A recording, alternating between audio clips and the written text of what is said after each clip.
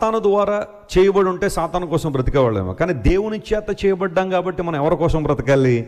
దేవుని కోసం బ్రతకాలి, ఆయన కోసం జీవించాలనేది బైబిల్ సెలవిస్తున్న మాట. లేఖనాల్లో చక్కని మాట ఉంటుంది, దేవుడు మన హృదయాన్ని నిర్మించాడట. చెప్పండి, ఏం నిర్మించాడు? ఆయన మన హృదయాన్ని నిర్మించాడు. అందరికీ హృదయం ఉందా? ఇక్కడ ఎవరికైనా హృదయం లేని వాళ్ళు ఎవరైనా ఉన్నారా? మొన్న ఎవరికైనా అప్పు ఇచ్చేసానని అంటారా? అందరికీ హార్ట్ ఉంది కదా. 33వ కీర్తన 15వ వచనంలో ఉంటుంది, ఆ మాట ఉంటుంది, దేవుడు మన హృదయములను ఏకరీతిగా నిర్మాణం చేశాడనే మాట అక్కడ రాయబడింది. ఏకరీతిగా అంటే ప్రతి ఒక్కరికి దేవుడు హృదయాన్ని ఇచ్చాడు, ప్రతి ఒక్కరికి దేవుడు హార్ట్ ఇచ్చాడు. గుండె, తెలుగులో హార్ట్ అనే పదాన్ని 2 మాటలతో మనం ట్రాన్స్లేట్ చేయొచ్చు. ఒకటి గుండె, భౌతిక సంబంధమైన గుండె, రక్త ప్రసరణకు ఉపయోగపడే గుండె మనలో ఉంది. At the same time heart అనే పదానికి మరొక ట్రాన్స్లేషన్ ఏంటంటే హృదయము. మన ఎమోషన్స్ అన్నీ కూడా అక్కడే ఉంటాయి, మన ఎమోషన్స్ అన్నీ అక్కడే ఉంటాయి. ఇప్పుడు దేవుడు హృదయాన్ని నిర్మించాడు అంటే ఆ హృదయం ఎవరికి ఇవ్వాలి? దేవునికి ఇవ్వాలి. ఆ కారణాన్ని బట్టి బైబిల్ సెలవిస్తూ ఉంది, హృదయం అనే తలుపు నొద్ద ఉండి దేవుడు ఏం చేస్తాడంట? తడుతూ ఉన్నాడు. ఎవరైనా నా స్వరం విని తలుపు తీస్తే నేను లోపలికి వస్తానని. దేవుడు హృదయాన్ని నిర్మించాడు గనుక ఈ హృదయంలో దేవుణ్ణి పెట్టుకున్నప్పుడే మన జీవితాలకు సార్థకత.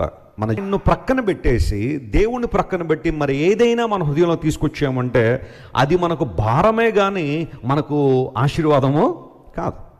బహుశా కొంతమంది తమ హృదయం నిండా ధనాన్ని పెట్టుకున్నారేమో. నీ ధనం ఎక్కడ ఉండునో నీ హృదయం అక్కడ ఉండును అన్నాడు కదా. కొంతమందికి లాకర్స్ ఉంటాయి, లాకర్స్లో డబ్బుల్లోనూ బంగారం పెడుతూ ఉంటారు. రోజుకు ఒక్కసారైనా దాని గురించి ఆలోచన చేస్తారా? చేయరా? ఖచ్చితంగా చేస్తారు. లేదా ఒకవేళ ఇంట్లోనే ధనం ఉందనుకోండి, కొంతమంది దృష్టి అంతా ఎప్పుడు ఉంటుంది? దేని మీద ఉంటుంది? దాని మీదే. ఒక చోట ధనం పెట్టారనుకోండి, ఎవరైనా ఆ ప్రక్క వెళ్తుంటే వీళ్ళకి ఏమొచ్చేస్తూ ఉంటుంది? టెన్షన్. భర్త వెళ్ళినా కానీ ఏమో ఎక్కడ తీసేస్తాడో నా భర్త డబ్బులని. కొంతమందికి ఆలోచన. ధనం ఎక్కడ ఉంటుందో హృదయం అక్కడే ఉంటుంది. కొంతమంది హృదయాన్ని ధనంతో నింపుకుంటారు, మరికొంతమంది హృదయాన్ని లోక సంబంధమైన విషయాలతో, లోక సంబంధమైన అనుభవాలతో నింపుకుంటూ ఉంటారు.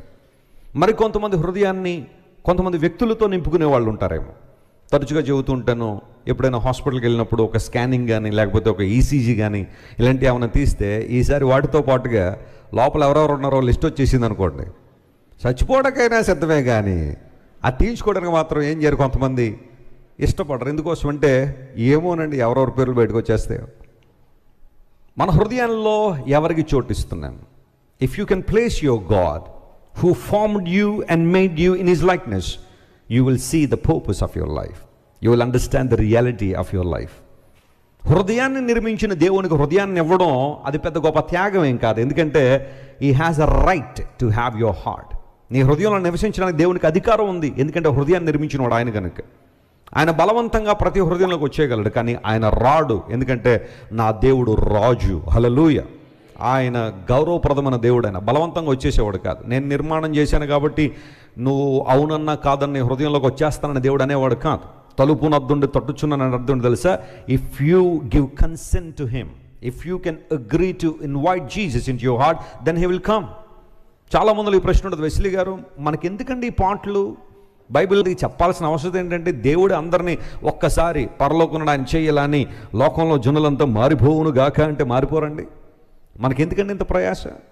మీకెందుకంటే రోజు ఆ ప్రాంతం ఈ ప్రాంతం తిరిగి ఈ ప్రాంతం ఇంత దేవుని వాక్యాన్ని చెప్పాల్సిన పరిస్థితి? మేమందరం ఏమో మేము సంపాదించిన ధనాన్ని ఎంతో కొంత దేవుని సేవకు ఎందుకు ఇవ్వాల్సిన పరిస్థితి ఉంది? దేవుడే కనుక పైనుండి ప్రజలారా మారిపో. If you can show your consent to have Jesus in your heart, he can come and dwell in your heart. ఆయన వస్తారు, నీ హృదయంలో నివసిస్తారు. హృదయాన్ని నిర్మించిన దేవునికి హృదయాన్ని ఇవ్వడం పెద్ద త్యాగం కాదు. అది మన యొక్క ఒక మాటలో చెప్పాలంటే మనం చేయాల్సిన పని, దేవునికి మన హృదయాన్ని ఇవ్వడం.